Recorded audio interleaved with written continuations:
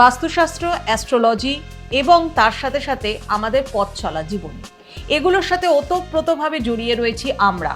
Planetary transition কি আছে, কেমন যেতে পারে আপনার সময়, বাস্তুর কোন দিকটাকে ঠিক করলে পরে আরও পজিটিভ ভাইব্রেশন ক্রিয়েট হতে পারে আপনার চারিদিকে, সেগুলো নিয়ে আপনাদের সাথে বহু তথ্য, বহু আলোচনা আমি এই গত 24 বছর ধরে শেয়ার করে এসেছি। এবার থেকে সোশ্যাল মিডিয়াতেও আপনারা আমার এই কথাগুলোকে শুনতে পাবেন। সুস্মিতার সাথে থাকবেন আপনারা অবশ্যই বাস্তু ভিশনস উইথ সুস্মিতার চ্যানেলে।